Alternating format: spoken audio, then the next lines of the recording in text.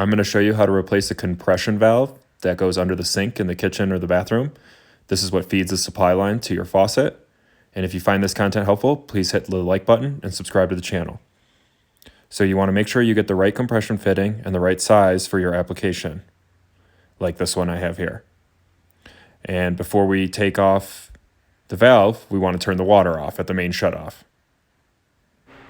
And with the main water valve turned off, we can verify that it is off by running the sink, and even better, running the bathtub because it's at a lower height. So with the water verified off, we can start taking the supply lines off, which is this line that runs vertical, braided line that runs vertical to the faucet.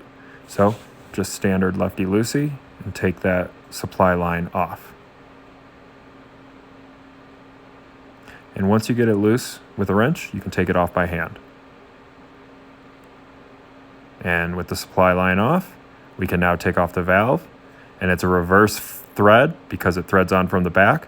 So you just need to loosen it up, and then you can hold the valve while you loosen the nut, and then it comes off by hand.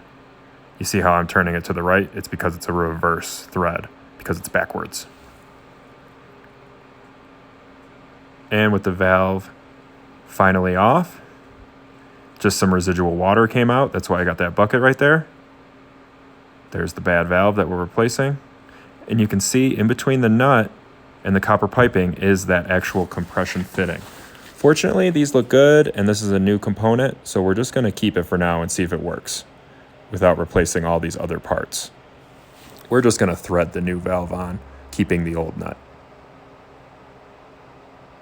This should work because it is really new, and that's how it goes. The nut goes in there, or rather the nut compresses the fitting to the copper piping.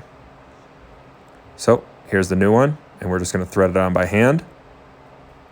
Again, these are reverse threads if you're looking at it from straight on, so I'm going to the left to tighten, and then I just tighten holding the valve and tighten that nut down nice and snug, giving good pressure. And with that fitting on, we can now attach the supply line to the top. There's just a good view of the fitting on there. And now we're going to attach that supply line. Just get it on by hand, and then use your pliers or appropriate wrench to tighten it down nice and snug. And with the lines all on, you can turn the water back on at the main shutoff.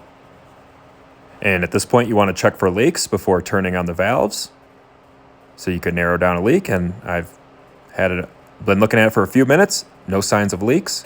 But if you did have a leak, you could apply some Teflon tape or some plumber's tape to the threads. I would recommend changing the nut out before doing this, but if it came down to it, you could do that. So with everything all connected, we're going to test it, and we're going to look below to make sure there was no leaks, which there wasn't, and now we're good to go. Yep, no leaks down underneath, so everything turned out good. And if you found this content helpful, please hit the like button and subscribe to the channel. And if you can, please consider donating via the PayPal link in the video description.